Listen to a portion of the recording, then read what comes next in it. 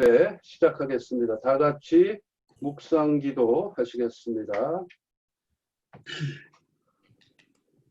지존자여 시편금과 비파와 수금으로 여호와께 감사하며 주의 이름을 찬양하고 아침마다 주의 인자하심을 알리며 밤마다 주의 성실하심을 베풀미 좋으니이다. 여호와여 주께서 행하신 일로 나를 기쁘게 하셨으니 주의 손이 행하신 일로 말미암아 내가 높이 외치리이다.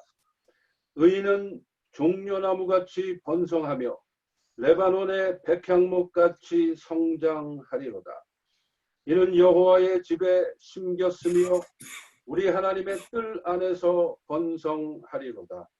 그는 늙어도 여전히 결실하며 진액이 풍족하고 빛이 청청하니 여호와의 정직하심과 나의 바위 되심과 그에게는 불의가 없음이 선포되리로다. 하나님 아버지 감사합니다. 지난 한 주간 동안도 저희들을 지켜주시고 저희 각 가정을 보호하시며 우리의 삶 가운데 능력으로 자비하심으로 인도해 주셔서 감사합니다. 오늘 이렇게 주일을 맞이하여 저희들 함께 주의 몸된 교회로서 주님을 예배하오니 주님 저희들의 예배를 받아주시고 주님 홀로 영광 받아 주옵소서. 이 자리에 주의 은혜가 충만히 임하실 줄을 믿사오며 예수님의 이름으로 기도하옵나이다. 아멘.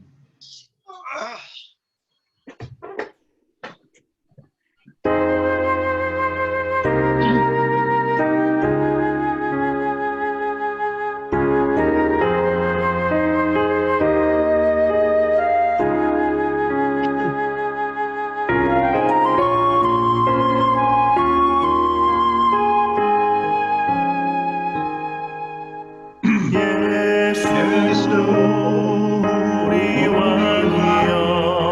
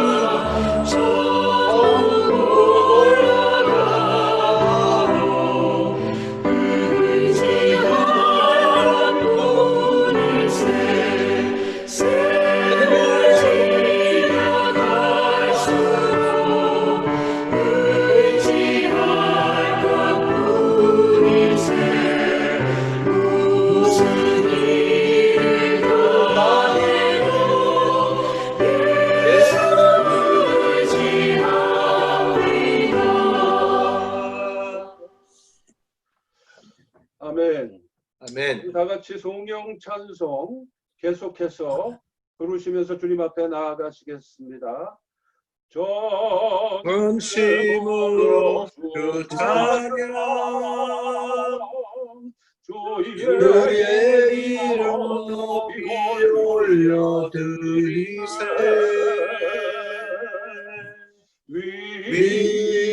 위대하신 하나님 온 땅 위에 높이 올려드리세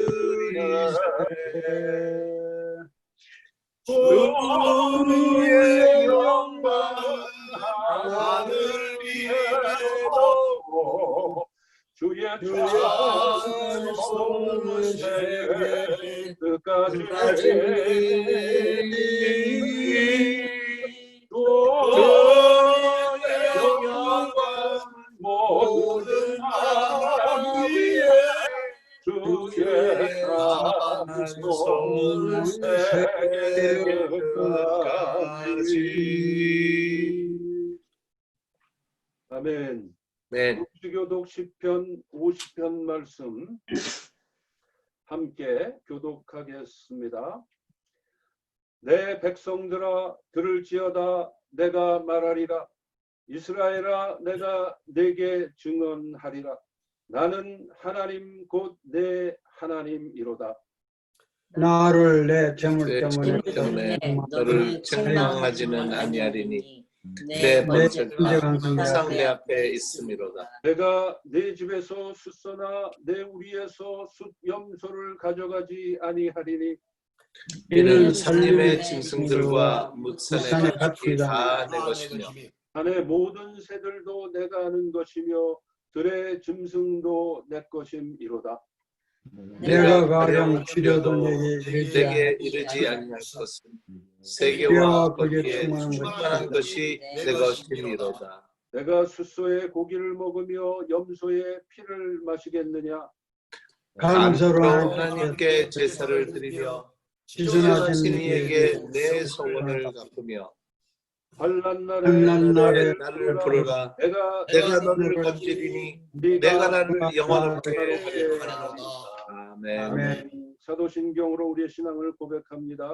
전능하사 천지를 만드신 하나님 아버지를 내가 감사하며 그 그 외아들 우리 우리 주 주 예수 그리스도를 감사하니 사오니 이는 성령을 잉태하사 하사 공정령에게 하시고 본디오 빌라도에게 빌라도에게 고난을 받으사 십자가에 못 박혀 죽으시고 장사한 지 살만에 죽은 자 앞에서 다시 살아나시며 하늘에 하늘에 오르사 전능하신 하나님 우편에 앉아 계시다가 저리로서 산자와 죽은 자를 심판하러 오시리라.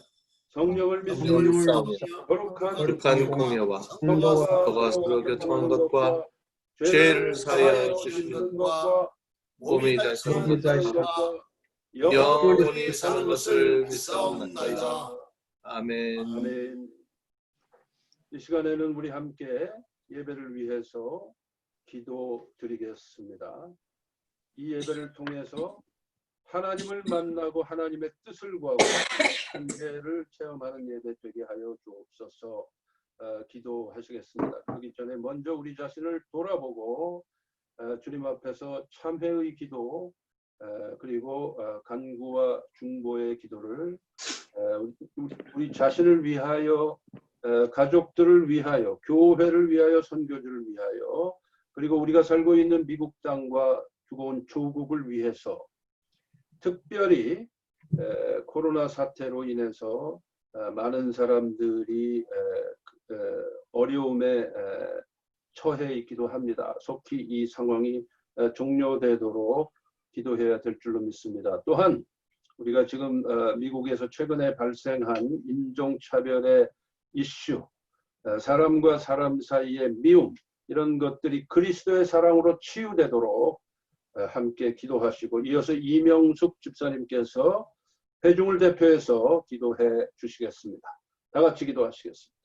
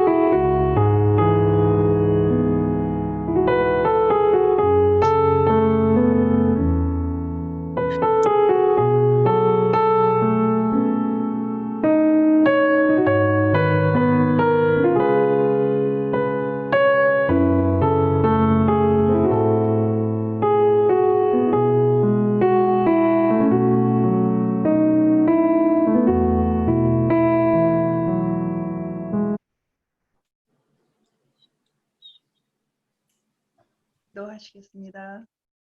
사랑이 많으신 주 여호와 하나님께 감사와 찬송과 영광을 드립니다. 지난 한 주간도 주님의 은혜 가운데 일용할 양식을 공급받게 하시며 귀한 삶 영위케 하심을 감사드립니다. 아멘. 오늘 귀한 성일 주님이 허락하신 방법으로 주님의 전으로 모이게 하시며 예배드리게 하심을 감사드립니다. 아멘. 오늘 드리는 저희 예배를 홀로 영광 받으시며 온전한 예배로 인도하여 주시옵소서. 아멘. 주님, 이 시간 전 세계가 아직도 끝나지 않는 바이러스와의 전쟁으로 이런저런 모양으로 수많은 당신의 자녀들이 고통 속에 있습니다. 당신의 긍휼과 자비를 베푸시사 하루빨리 더러운 병마에서 해방되어 일상을 회복할 수 있도록 도와주시옵소서. 아멘. 이런 혼란의 때에 저희들은 다시 한번 회개하는 시간과 주님이 주시고자 하는 메시지를 상고하는 귀한 시간들이 되며 세상이 주는 여러 가지 공격에 잘 대처하는 자들이 되도록 모세에게 베푸신 지혜의 은사를 허락하시옵소서. 아멘. 어지러운 세상 살음에 저희의 믿음이 깨어지지 않도록 지켜보아야 주시옵소서. 서로 사랑함으로 모든 잘못을 용서할 수 있는 당신의 넓은 마음을 저희에게 허락하여 주시옵소서. 아멘. 저희 양들의 영혼을 푸른 초장으로 인도하시는 임 목사님께 큰 능력을 베푸시며 영육간의 강건함으로 지켜보아야 주시고 온 가족의 건강을 의탁합니다. 주님의 도구로 쓰임받기에 부족함이 없도록 능력에 능력을 더하여 주시옵소서. 저희 각자는 늘 깨어서 기도와 전도에 힘쓰며 빛과 소금의 역할을 잘 감당할 수 있도록 인도하여 주시옵소서. 아멘. 또한 임 목사님을 보좌 하는 목사님들과 전도사님들에게도 주님의 한없는 축복을 내려주시며 그들이 건강과 물질의 어려움이 없게 지켜보아 주시고 이 어려운 때에 더욱 주님을 사모하며 닮아가기를 원하는 귀한 믿음 굳건히 지켜나갈 수 있도록 시험을 잘 이기도록 늘 지켜보아 주시옵소서. 아멘. 저희 성도 한 사람 한 사람 주님께 간구하는 기도의 제목을 기억하시사 그들의 기도가 주님의 뜻 가운데 선을 이루게 하시며 주신 은혜에 감사함으로 더욱더 큰 축복을 누리는 큰 믿음을 허락하시옵소서. 세상이 주는 어두운 그림자에 저희의 눈이 가리게 하지 마옵시며 주님이 주시는 희망의 빛을 볼 수 있는 큰 믿음을 허락하시옵소서. 선교를 위해 각 처소에서 선교사로 일하시는 분들의 기도를 흠양하시사 그들을 통해서 더욱 많은 영혼이 깨어지는 귀한 역사가 이루어지도록 능력을 베풀어 주시옵소서. 아멘. 또한 그들의 일용할 양식이 늘 넘쳐서 주님의 사랑을 주위의 어려운 당신의 자녀들과 함께하는 데 부족함이 없도록 축복하여 주시옵소서. 아멘. 오늘 저희와 함께하지 못한 성도들에게도 한 가지로 은혜를 베푸시사 아멘. 어디에 있든지 주님을 기억하게 하시며 오늘 주님께서 주시는 귀한 양식의 말씀이 다음 한 주간을 살 때에 굳건한 밑거름이 되어 세상 시험을 잘 이기는 승리하는 삶이 될 수 있도록 인도하여 주시옵소서. 아멘. 우리의 영혼과 육의 강건함을 주님께 의탁드립니다. 예배의 시정을 주님께 맡기오며 우리를 위해 십자가에 피 흘려 돌아가신 예수님 이름 받들어 기도드렸습니다. 아멘. 아멘.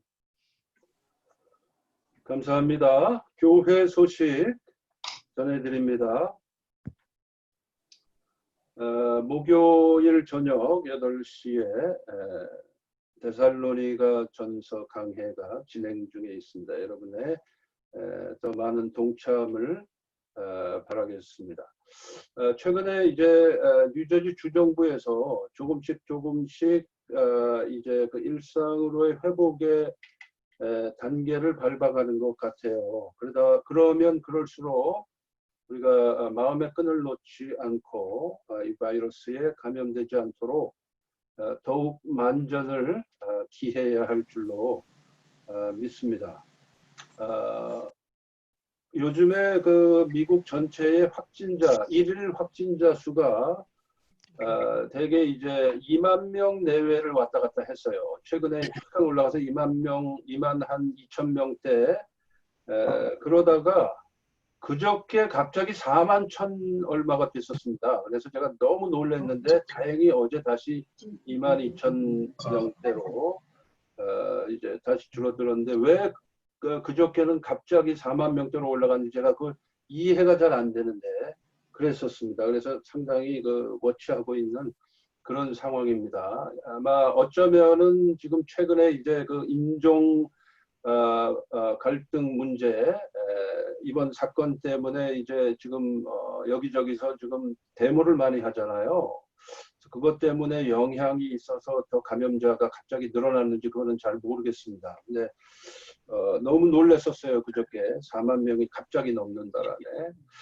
우리가 더욱 기도해야 될 줄로 믿지만 특별히 우리 자신이 이럴 때일수록 더욱 조심하고 그 청결에 그 위생에 더욱 신경을 써야 될 줄로 믿습니다.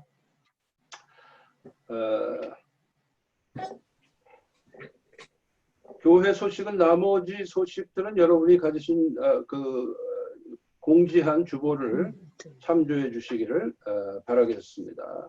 하나님의 말씀 창세기 29장 1절에서 14절인데 이 말씀 우리 함께 봉독한 후에 짧은 우리 교단 선교 영상을 함께 보시고 그런 후에 말씀을 선포하도록 그렇게 하겠습니다. 창세기 29장 1절에서 14절까지의 말씀입니다. 그냥 우리 한 목소리로 쭉 합독하도록 하겠습니다.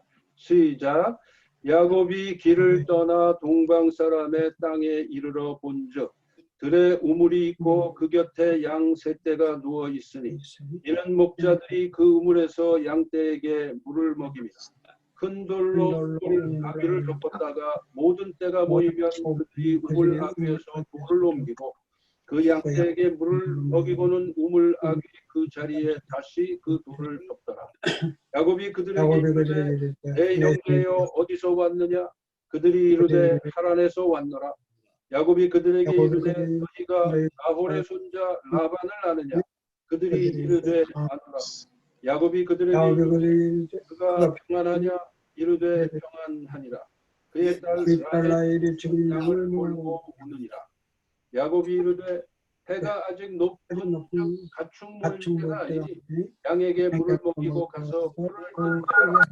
그들이 이르되 우리는 해가 다 모이고 목자들이 우물 아귀에서 물을 먹여야 우리가 양에게 물을 먹이느니라. 야곱이 그들과 말한 동안 라헬이 아버지 양과 함께 오니 그가 그의 양들을 치고 있었기 때문이더라.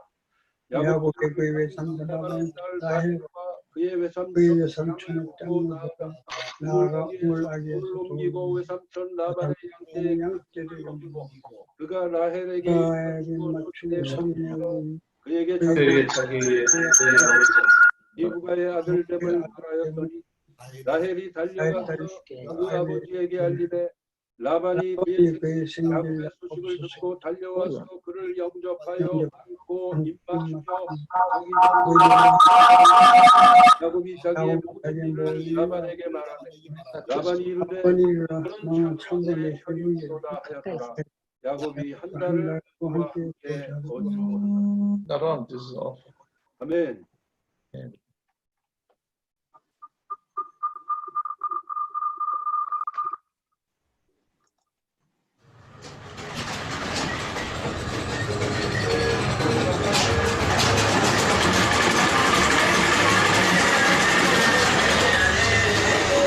This might not be the house of Gucci or Saint Laurent, but it is a local tailor shop. A Christian man owns this shop. They make beautiful clothing. But a week ago, all that changed, and they are 100% making face masks. We have made maybe about 3,000 so far, and as long as there are supplies that we can get a hold of, the markets have closed, we don't know how long we'll have access to these supplies, we will keep sewing round-the-clock face masks for our community. Jesus says, I have come that they may have life. And as missionaries, we have come to bring the gospel, the life, that good news, but also to help in the physical life and to make sure to the best of our ability we can be an example to our community of wearing face masks and following the regulations of our government and helping others to do the same. We are so grateful for you who give so that we can continue to serve and to be with our church during these difficult days. Thank you.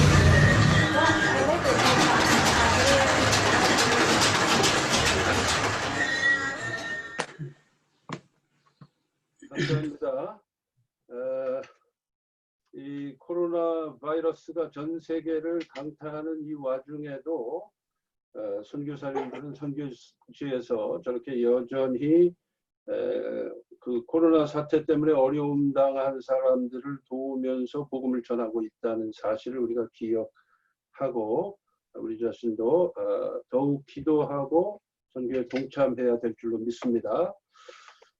자, 오늘은 창세기 강의 67번째 시간입니다. 최근에 몇 차례 설교를 통해서 제가 언급을 한 바 있습니다마는 우리들의 인생에 있어서 그 체험이라고 하는 것이 매우 중요합니다. 체험적 신앙이 특별히 따로 있는 게 아니에요. 우리의 매일매일의 삶 자체가 신앙적 체험이 되어야 되죠. 그런데 그 체험 못지않게 중요한 것은 그 체험들을 이제 우리가 어떻게 받아들이고 해석하고 적용하느냐라는 것도 그 못지않게 중요하다 이렇게 볼 수가 있습니다. 지금부터 한 30년 전쯤에 제가 이제 개인적으로 알았던 한 분의 얘기인데요. 원래 이제 교회에서 집사님이었던 분인데 그분이 그런대로 나이가 있을 때에 저보다 한 10여 년 위이신 분이에요, 연세가.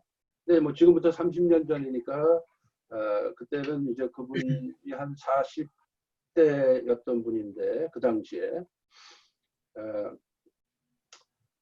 그 주님의 은혜를 체험하고 예수님을 믿게 됐습니다. 그때 그분이 받은 은혜가 얼마나 큰지 말이에요. 그분이 그때 그런 얘기를 해요. 은혜 받고 얼마 안 된 어느 날 아침에 겨울이었는데 집을 나와서 이제 조금 걸어가는데 말이에요. 어떤 집 처마 끝에 고드름이 일렬로 쭉 매달려 있는데 그 고드름이 그렇게 멋있고 찬란하게 보이더라는 것입니다. 평소에는 무덤덤하게 봤을 그 고드름들이 얼마나 멋이 있는지 그 고드름을 쳐다보면서 감사가 터져 나오더라는 거죠. 자, 이거는 그저 간단한 예일지 모르나 우리가 주의 은혜를 체험하면 이 세상이 달라져 보이고 세상에 있는 모든 게 달라져 보입니다. 원수도 넉넉히 용서하게 되고요. 모든 것을 긍정적으로 보게 되어 있습니다. 그래서 이분이 나중에 이제 선교사가 돼서 중국에서 오랫동안 선교를 하시고 그랬었습니다. 자, 야곱이 비록 인생의 험난한 여정을 불과 얼마 전에 시작했었지만은 베델에서 하나님과의 만남을 체험을 하고 그 체험을 통해서 여호와 하나님께서 자신과 함께 하신다는 것을 확인한 후에는 인생을 대하는 자세가 달라지게 됩니다. 우리가 만일에 하나님을 만난 후에도 교회 다니는 것 말고 교회 다니는 걸 제가 의미하는 게 아니에요. 하나님을 만난 후에도 인생에 어떤 획기적 변화가 없다면 아마도 우리는 우리 스스로 생각하는 그 하나님을 만났다라고 하는 나의 그 체험을 의심해 봐야 될지도 몰라요. 하지만 지금 이 야곱에게는 분명한 확신이 있습니다. 베델 체험을 통한 확신이 있어요. 그래서 그 인생을 대하는 자세는 지금 현재 완전히 달라져 있다라는 것을 우리가 유추해 볼 수가 있는 것이죠. 자, 오늘 본문을 통해서 그 내용을 한번 확인해 보기를 원합니다.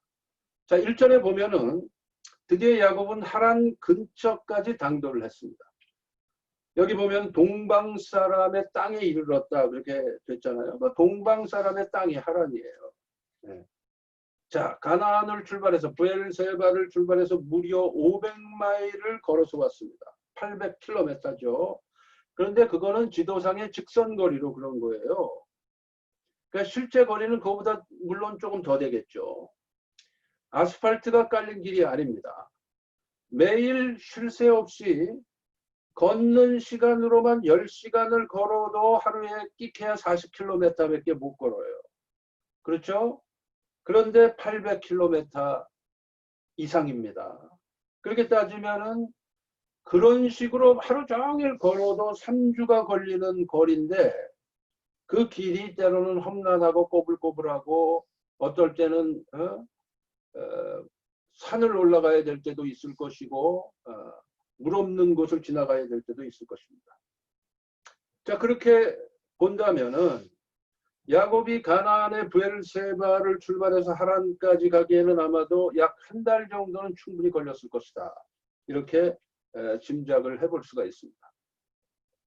그런데 그 한 달 정도의 기간 동안에 이 야곱이라고 하는 인물은 가나안을 황급히 도망쳐 나올 때의 그 야곱하고는 전혀 다른 야곱이 돼 있는 것입니다. 한 인간으로서의 야곱의 모습은 이제 이 짧은 시간 내에 꽤나 성숙한 모습을 보이게 됩니다. 왜? 야곱에게는 베델 체험을 통한 근원적 변화가 있었기 때문입니다. 자, 그 모습의 한 편리는 오늘 본문을 통해서 우리가 확인할 수가 있는 것입니다.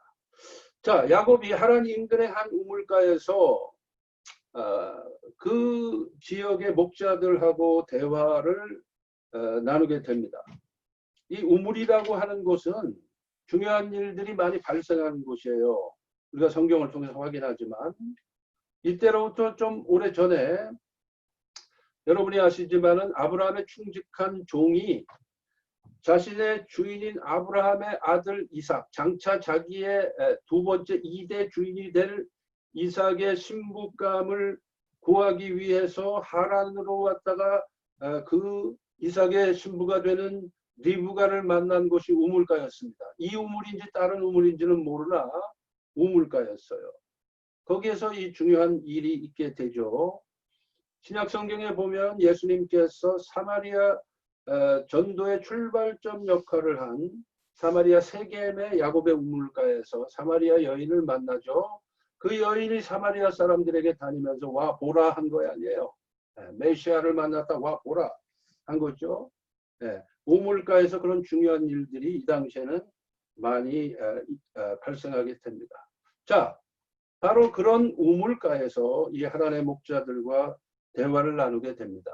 자, 2, 3절을 보게 될 것 같으면 2절에 이렇게 시작을 하고 있습니다. 본즉, 여기서 본즉이라는 것은 야곱이 본즉 그런 뜻이죠. 야곱이 보니까 들에 우물이 있고 그 곁에 양 세 떼가 누워 있으니 이는 목자들이 그 우물에서 양떼에게 물을 먹이리라. 큰 돌로 우물 아귀를 덮었다가 모든 떼가 모이면 그들이 우물 아귀에서 돌을 옮기고 그 양떼에게 물을 먹이고는 우물 아귀 그 자리에 다시 그 돌을 덮더라. 이렇게 되어 있어요.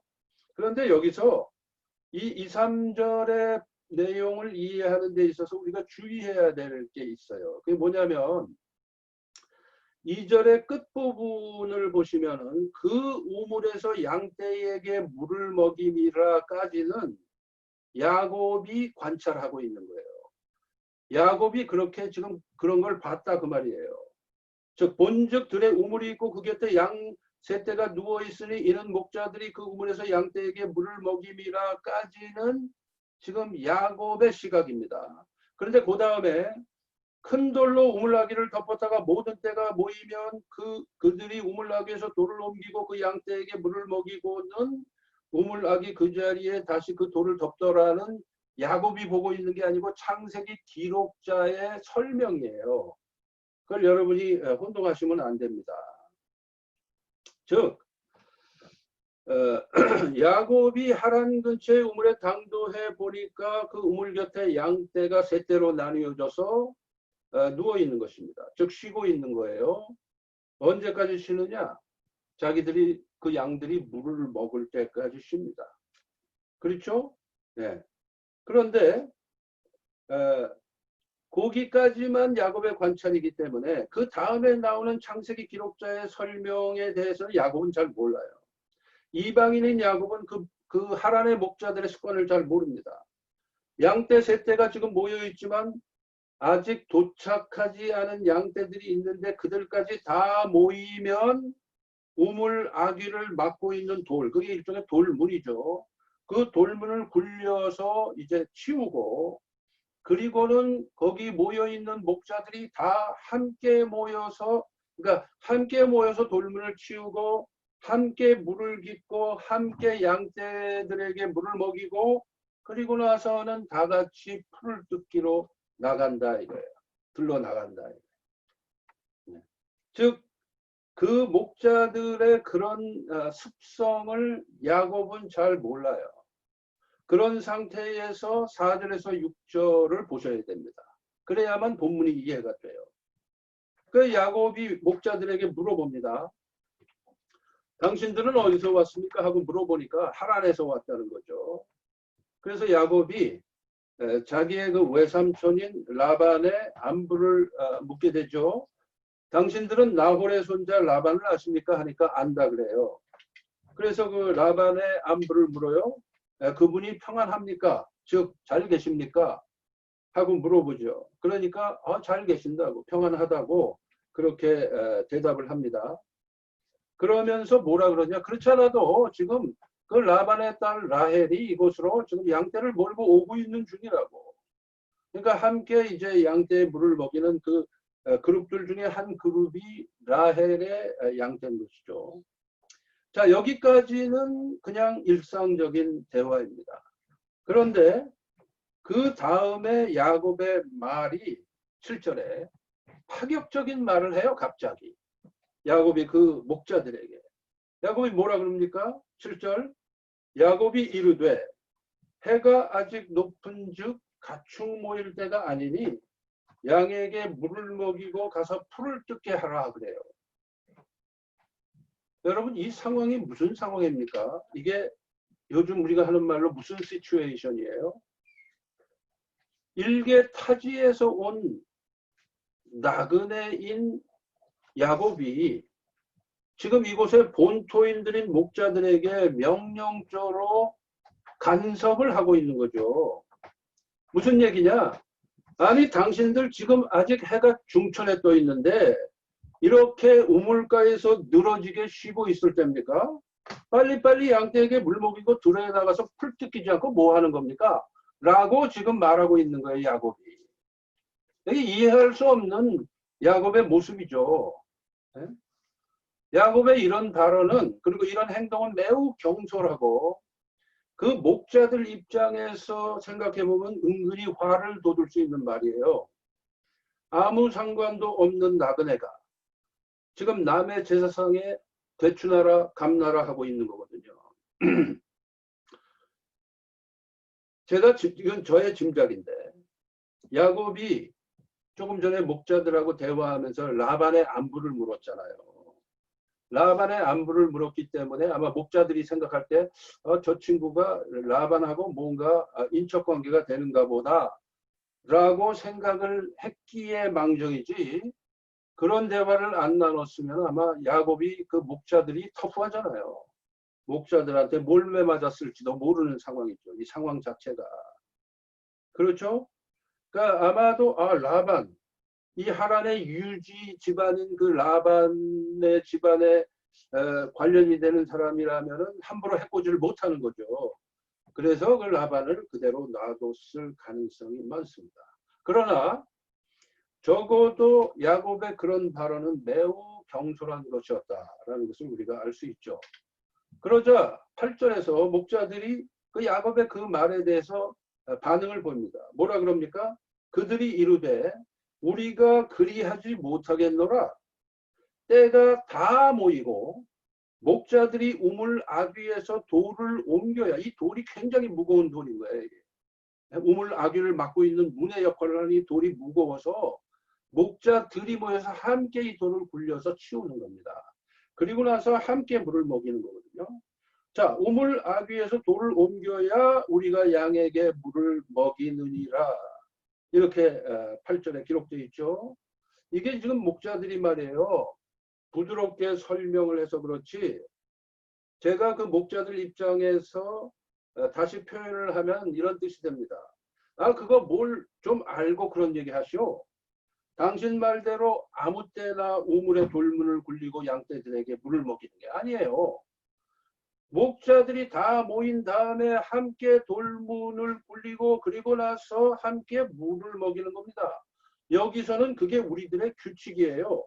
잘 알지도 못하면서 그런 말을 합니까? 라는 뜻으로 지금 목자들이 설명을 한 것입니다. 자, 그러는 중에 라헬이 자신의 양무리를 이끌고 그곳에 도착을 합니다. 그게 이제 본문 9절에 나와 있어요. 그런데 야곱의 스토리를 잘 아는 우리 입장에서는 지금 이 순간이 매우 중요한 순간이죠. 어떤 순간입니까? 야곱이 장차 그의 사랑하는 아내가 될 라헬을 처음 만나는 순간이죠. 네, 이 하란의 우물가에서. 즉 이제 야곱과 라헬의 첫 만남이 시작되네요. 평생 첫 만남이에요.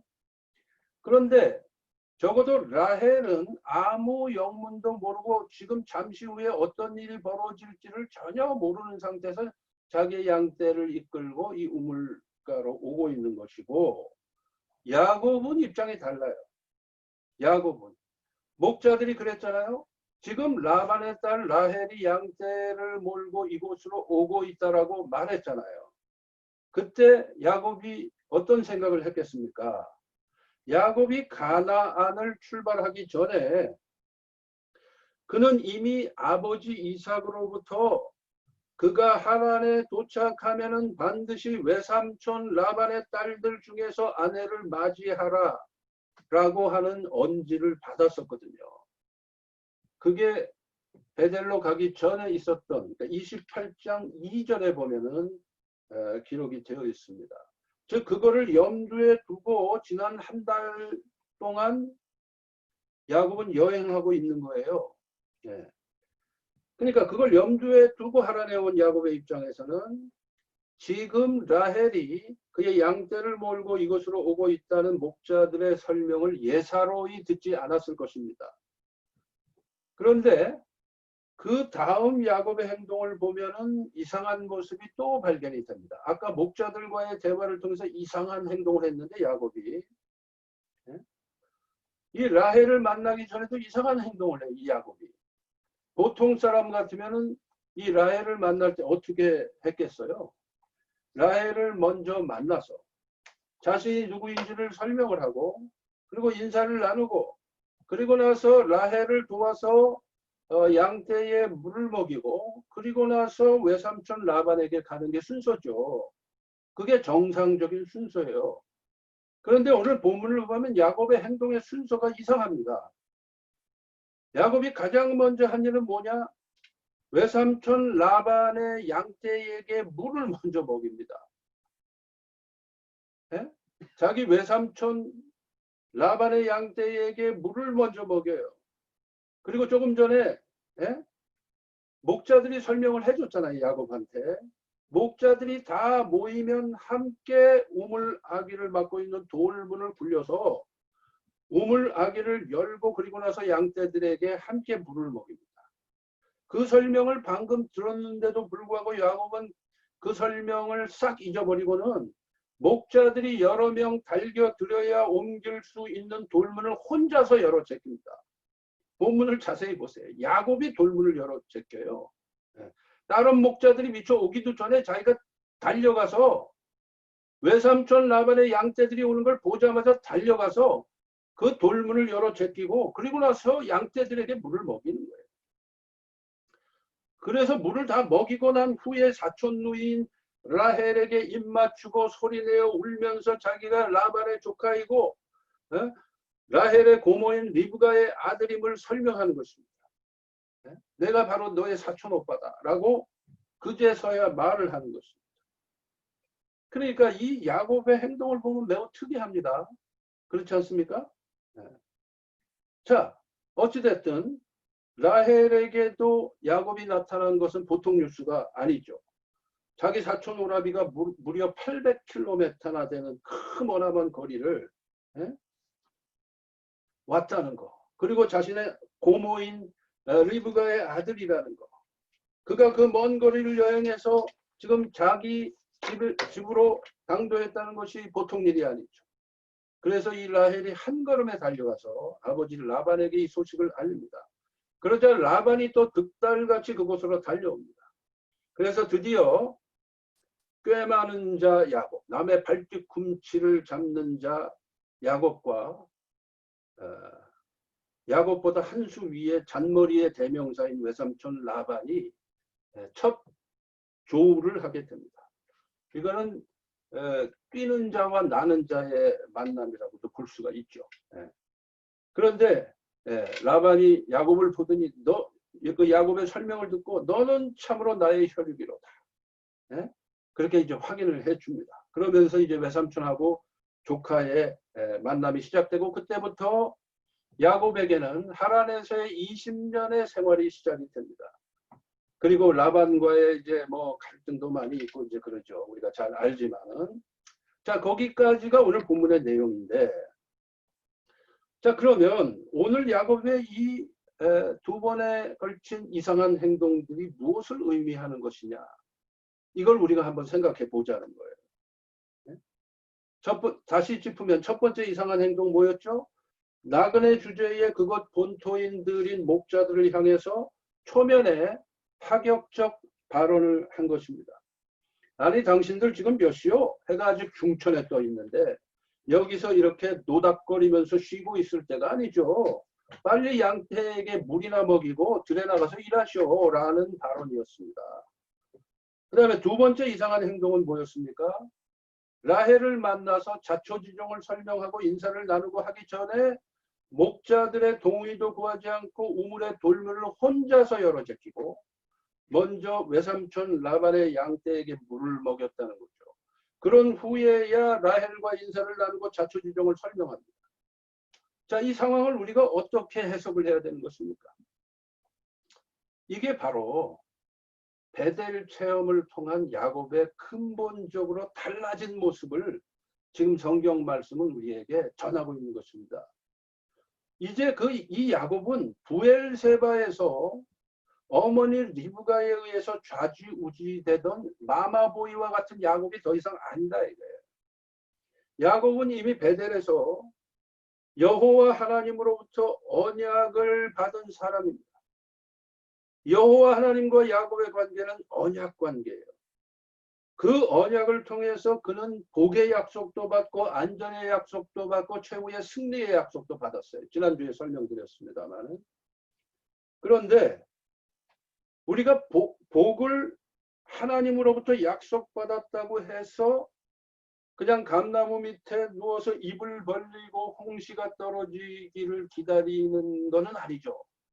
그건 신앙인의 자세가 아니죠. 그렇죠? 야곱은 그런 소극적인 인물이 아니죠. 비록 야곱의 복의 약속, 안전의 약속, 승리의 약속이 주어졌다고 하지만 이제 그는 하나님의 그 약속들을 믿고 그 언약들을 믿고 거침없이 앞으로 나아가겠다라고 하는 적극적 자세의 소유자로 완전히 바뀐 겁니다. 그러한 믿음의 열정이 지나쳐서 목자들 앞에서는 좀 이게 너무 과해서 오히려 경솔한 행동으로 나타나고 그런 열정이 차고 넘쳐서 앞으로 자신의 아내가 될지도 모르는 라헬을 만나는 그 중요한 현장에서조차도 이제 자기가 외삼촌 라반을 위해서 뭘 할까를 먼저 생각하는 그런 생각 때문에 외삼촌 라반의 양떼들에게 물을 먼저 먹이는 겁니다. 대단하죠? 야곱의 대단한 면입니다. 이 모습은 아주 진취적이고 적극적이죠. 그런 사람으로 야곱이 박혀 있는 거예요. 지난 한 달의 기간 동안에. 완전히 객지인 하란에서 새 삶의 출발점이 그래서 야곱에게는 청신호가 되는 것입니다. 고생길이 앞에 놓여져 있을지라도 야곱은 넉넉히 헤쳐나갈 수 있는 모습을 지금 보여주고 있는 거예요. 그리고 그것을 창세기 기록자는 우리에게 시사하고 있는 것입니다. 이제 그는 비록 아무것도 가진 것이 없는 빈털터리로 하란에서의 삶을 시작하지만 그에게 가장 큰 재산은 하나님을 만난 베델 체험. 그게 야곱의 큰 재산이고 바로 그 베델 체험에서 우러나오는 확신을 가지고 내가 어떤 난관이 내 앞에 닥치더라도 나는 넉넉하게 헤쳐나가리라 라는 집념과 열정이 있게 된 것입니다. 그게 야곱의 가장 큰 재산이요 전 재산이에요. 그게 재산이에요. 하나님과의 언약관계 그리고 베델 체험 거기서 나오는 확신과 열정 이게 야곱의 재산이에요. 뭐 물질적으로는 아무것도 가진 게 없어요. 경험적으로도 약관의 나이입니다. 일천한 나이예요. 그러나 야곱에게는 베델 체험이라는 재산이 있었다. 자, 오늘 말씀을 우리가 한번 우리의 삶에 적용을 하시고 제 설교를 마치겠습니다. 여러분은 현재의 삶의 조건을 먼저 보십니까? 아니면 내 인생의 언약의 하나님을 향한 믿음 때문에 그 하나님을 먼저 바라보십니까? 우리 스스로에게 한번 물어보자고요. 나의 삶의 조건을 먼저 봅니까?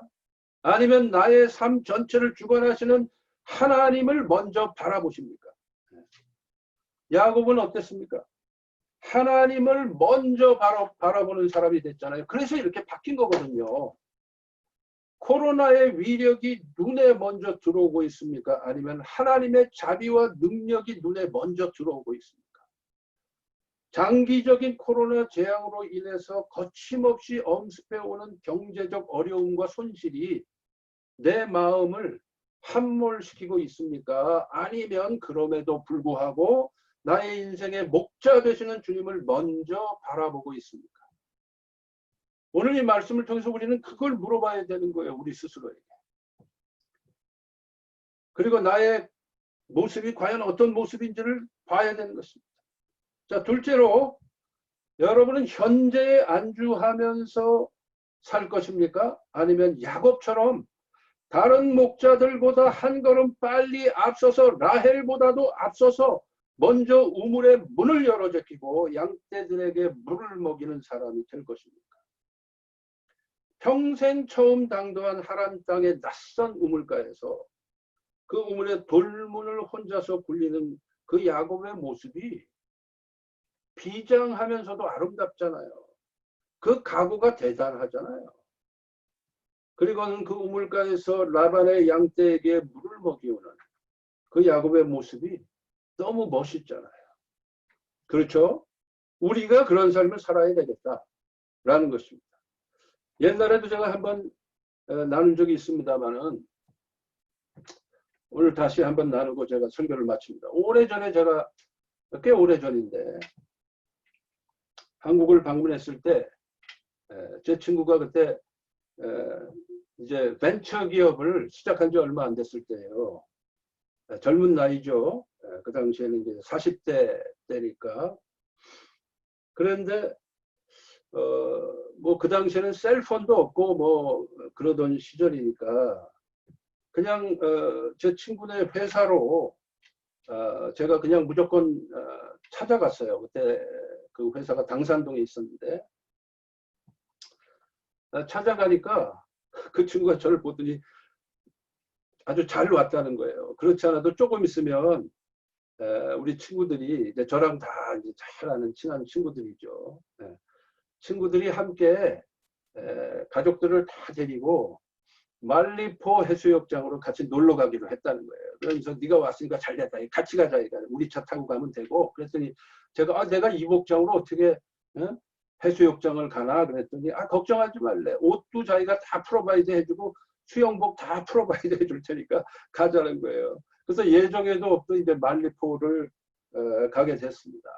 그런데 그때 이제 우리 같이 가는 친구들 중에 한 명이 바로 고향이 말리포예요. 그런데 이제 그 말리포에 그 말리포가 고향인 친구가 그 당시에 농협 직원이었습니다. 그랬는데 그 농협 수양관이 말리포 해수욕장에 있는 거예요. 그거를 미리 이제 빌려가지고 그래서 이제 우리가 거기 농협 수양관에서 며칠 동안 있게 됐습니다. 그래서 첫날 이제 도착해서 이제 하루를 보내고 그 다음날 새벽이 됐는데 그 친구가 저보고 새벽에 바닷가를 산책을 하자 그러더라고요. 그러니까 저를 데리고 간 친구가. 그래서 좋다 그래가지고 이제 두 명이서 남들 다 자고 있을 때 둘이서 새벽에 일어나서 이제 바닷가를 이제 걸어가는 겁니다. 걸어가는데 가만히 보니까 그 친구가 그냥 걸어가는 게 아니에요.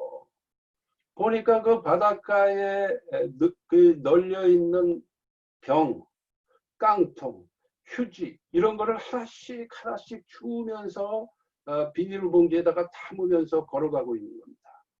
그러면서 저보고도 같이 하자는 거예요. 그래서 저도 이제 같이 깡통, 병, 쓰레기 이런 거를 주워서 바닷가에 그 백사장에 있는 거를 주워갖고 담아서 이제 쫓아가는 겁니다.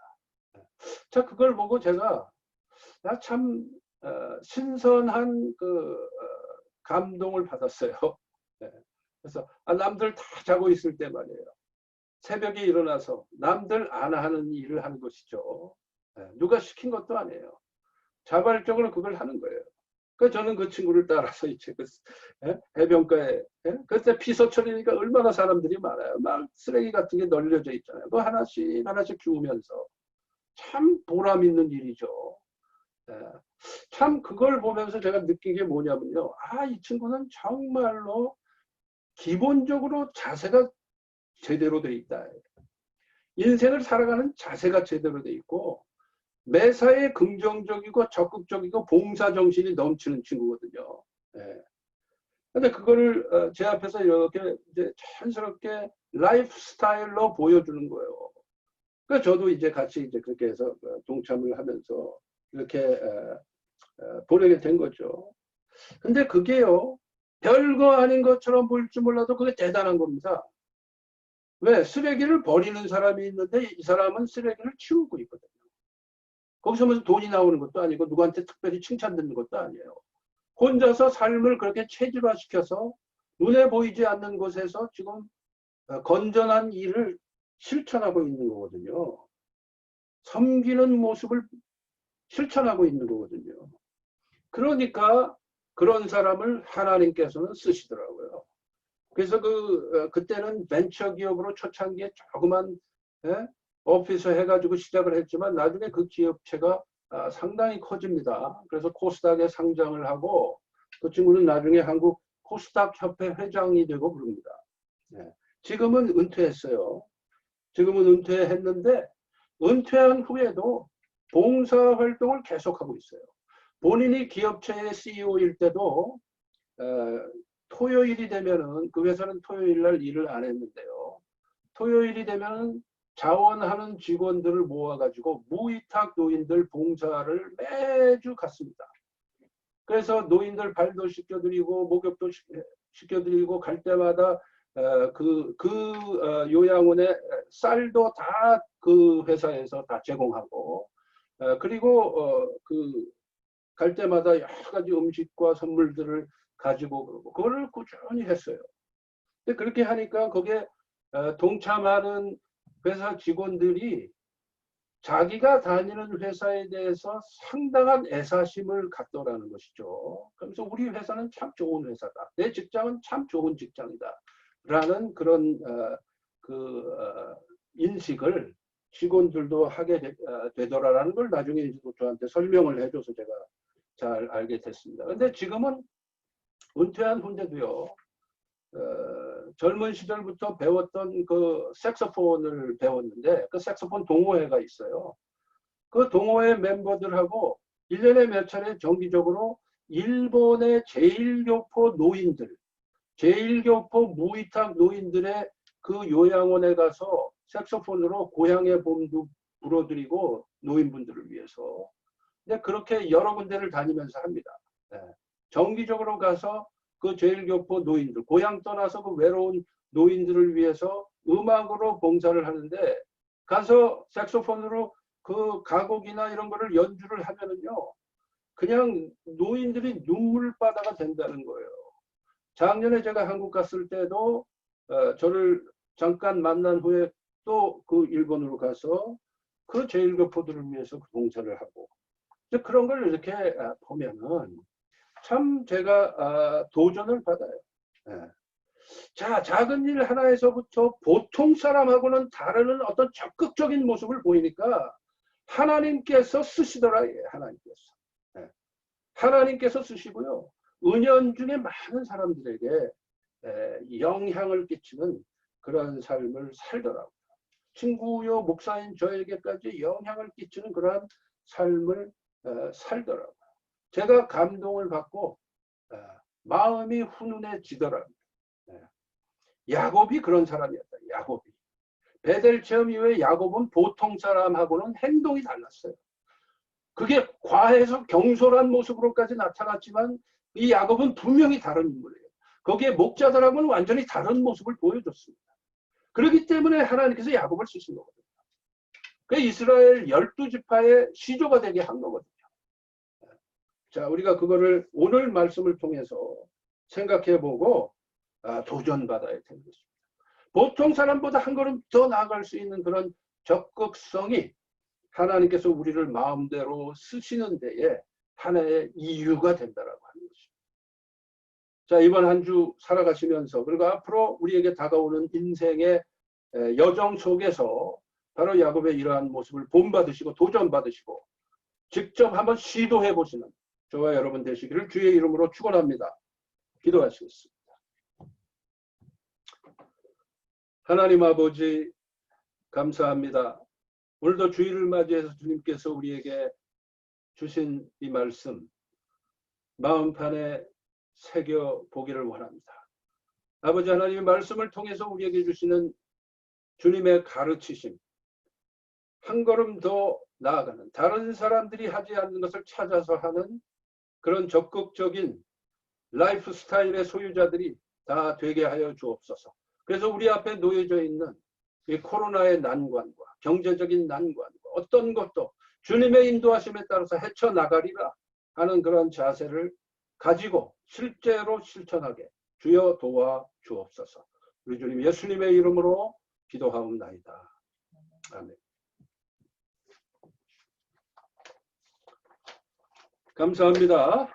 들으신 말씀 생각하시면서 찬송가 338장 내 주를 가까이 하게 함은 이 찬송 부르시면서 주님 앞에 준비하신 예물을 드리겠습니다. 338 오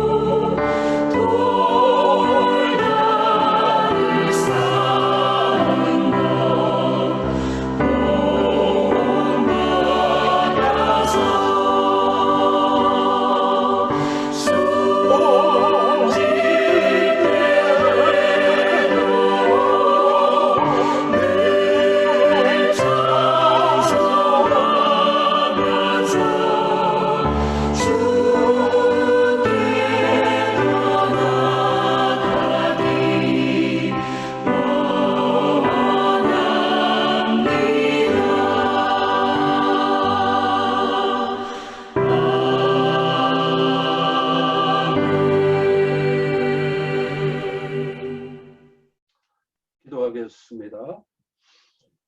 하나님 아버지 감사합니다. 여러 가지 어려운 환경 속에서도 주님은 살아계시고 우리와 함께 동행하시는 하나님이심을 지난 한 주간 동안도 보여주셔서 감사합니다. 우리에게 확인시켜 주셔서 감사합니다. 그래서 주님을 향한 우리의 감사와 기쁨이 넘침을 고백합니다. 이러한 고백 속에 이 예물을 담아서 주님을 향한 감사의 표현으로 드리오니 주님 흠양하시고 받으실 때에 주님이 원하시는 곳에 귀한 도구로 사용하여 주옵소서. 주의 사랑하는 권속들의 가정마다 주님의 공급하심과 은혜의 주심이 차고 넘치는 한 주간 앞으로 되게 하여 주옵소서. 우리의 영혼육의 강건함을 주님 앞에 의탁하오며 우리 주님 예수님의 이름으로 감사하며 축복하며 기도하옵나이다. 아멘. 우리 다 같이 축복송 부르신 후에 김동욱 목사님 축도해 주시고 오늘 예배를 마치겠습니다. 하나님께서 당신을 통해 메마른 땅에서 샘물 나게 하시기를 가난한 영혼 목마른 영혼 당신을 통해 주사랑이 원하네. 이제는 예수 그리스도의 그 무한하신 은혜와 하나님 아버지의 극진하신 사랑과 성령님의 감화 감동 인도하심이 메마른 땅에 우리 주 예수 그리스도 이름으로 샘물 나게 하기를 원하고 또 작정하고 결단하며 살아가기를 원하는 사랑하는 모든 성도님들과 그 가정과 기업 위에 지금으로부터 영원토록 함께 하시기를 간절히 축원하옵나이다. 아멘. 아멘. 감사합니다. 감사합니다. 수고하셨습니다.